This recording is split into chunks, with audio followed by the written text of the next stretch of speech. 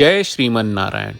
ए पर जे टिप्पणी हम करे जा रहल बा रामानुजदास श्रीमान गट्टू वेणुगोपाल स्वामी जी के द्वारा दिहल गयल बा। अध्याय 2 सांख्य योग श्लोक 7।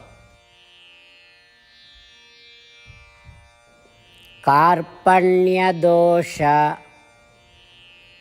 उपहत स्वभावः पृच्छामि त्वां धर्मसम्मूढचेताः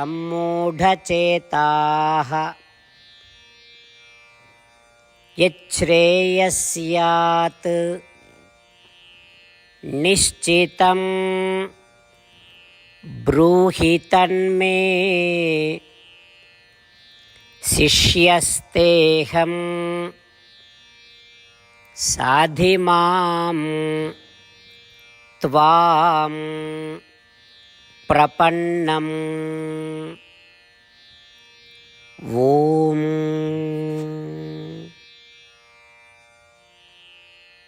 अर्जुन भगवान श्री कृष्ण से प्रार्थना करत बाड़े, कृष्ण कार्पण्यम दोष हमरा के हावी हो गयल बा। ओ के वजह से हमार हिम्मत कम हो रहल बा। धर्म का है एकर फैसला करे में असमर्थ बानी। हम आपसे पूछत बानी कृष्ण, बताई कि कौन फैसला लेवे के चाही जोना से समृद्धि आवे। कृष्ण, हम तोहार शिष्य है, हम तुम्हार चरण पर है, हमरा पर तोहार अधिकार बा। अर्जुन भगवान श्री कृष्ण से यही प्रार्थना करत रहले। अर्जुन कार्पाण्यम शब्द के प्रयोग कहल बाड़े। कार्पाण्यम के सामान्य अर्थ कायरता बा। ई शब्द उपनिषद में भी प्रयोग कहल गयल बा। उपनिषद में ई शब्द के अर्थ बा कि आत्मा और परमात्मा के ज्ञान प्राप्त कहल ही जीवन के लक्ष्य बा। जे आपन जीवन में ये ज्ञान के प्राप्त में असफल हो जाला और आपन शरीर के छोड़ देला, ओकरा में कार्पाण्यम के दोष होला। यहाँ अर्जुन द्वारा उपयोग कहल गयल शब्द कार्पाण्यम भगवान श्री कृष्ण सामान्य अर्थ में ना ले ले, एकरा बदले में एगो खास मतलब ले लिहलन।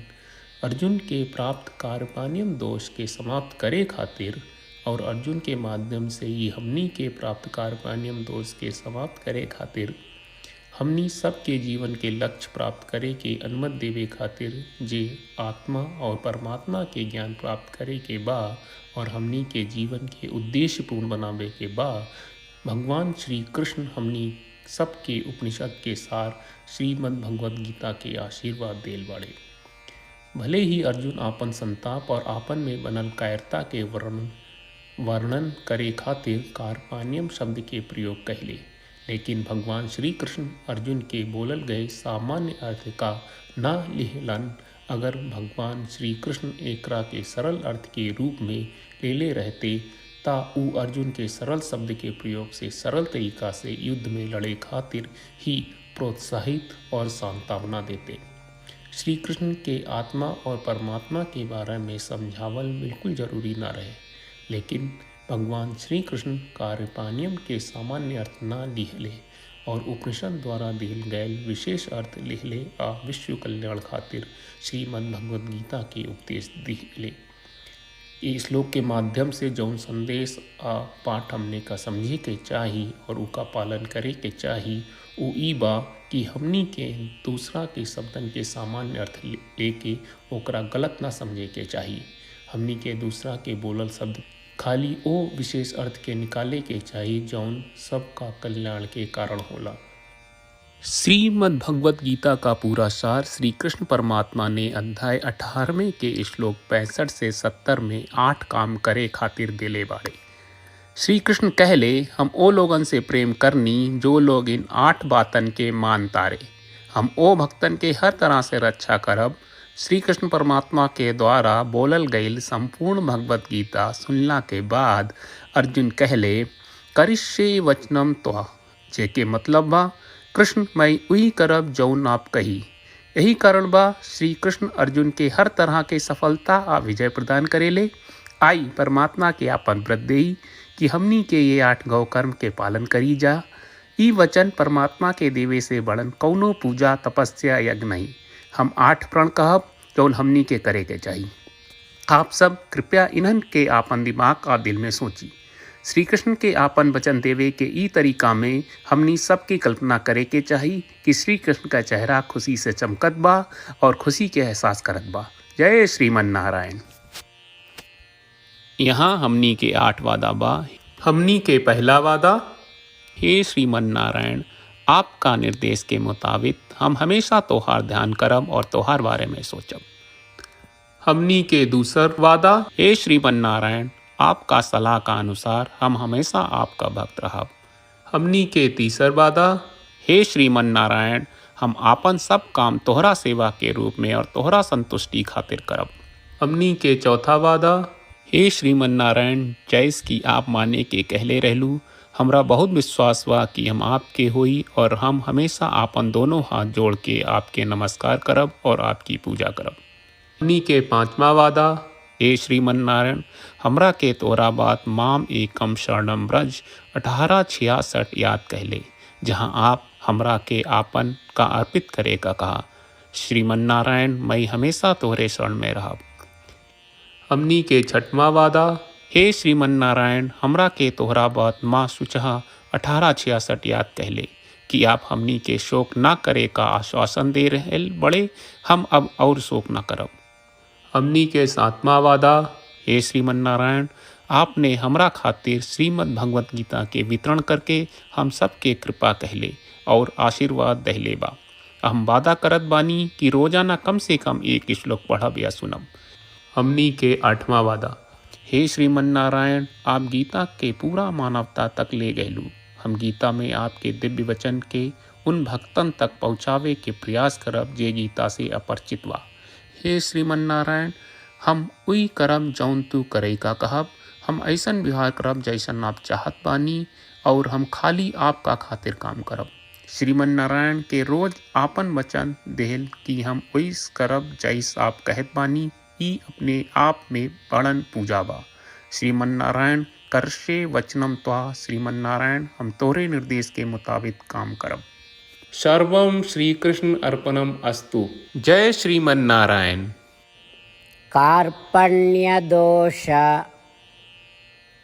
उपहतः स्वभावः पृच्छामि त्वां धर्मसम्मूढचेताः यच्छ्रेयस्यात् निश्चितं ब्रूहि तन्मे शिष्यस्तेऽहं साधिमां त्वां प्रपन्नम्। ॐ कार्पण्यदोषोपहतः स्वभावः पृच्छामि त्वां धर्मसम्मूढचेताः यच्छ्रेयस्यात् निश्चितं ब्रूहि तन्मे शिष्यस्तेऽहं साधिमां त्वां प्रपन्नम्। ॐ श्रीमन्नारायण करिष्ये वचनं तव। सर्वं श्रीकृष्णार्पणमस्तु। जय श्रीमन्नारायण। जय श्रीमन नारायण। सब भक्त लोगों से विशेष अनुरोध बा, जीवन में हर चीज में हमनी के तत्कालिक और प्रभावशाली परिणाम की अपेक्षा रहेला। एकरा खातिर आइए रोजाना 1 मिनट के समय निकालल जाए और नारायण आश्रम पढ़ल जाए। नारायण आश्रम प्राप्त करे खातिर नारायण आश्रम वेबसाइट पर जाई जो www.narayanaashram.org है और पंजीकरण में आपन नाम और ईमेल दर्ज करी। आपके द्वारा प्रदान कईल गई ईमेल पर आपका एक नारायण आश्रम PDF प्राप्त हुई।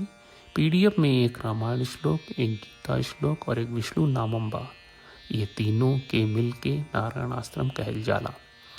हर व्यक्ति के ये श्लोक के अलग अलग संयोजन मिलेला। जब हर कोई 24,000 भक्तन के साथ रोजाना आपन नारायण आश्रम पढ़त आ सुनत बा ता हर दिन संपूर्ण रामायण का एक दौर श्रीमद् भगवत गीता पारायण के 33 दौर और श्री विष्णु सहस्त्रनाम स्तोत्र पारायण के 24 दौर प्रतिदिन पूरा होएला। ई एक बहुत ही उल्लेखनीय और विलक्षण परिणाम बा जौन हर एक दिन ऐस करे से निकलेला। ई कारण बा कि आप और आपके परिवार के सदस्य तुरते जाके आपन नारायण आश्रम प्राप्त करी। जय श्रीमन नारायण।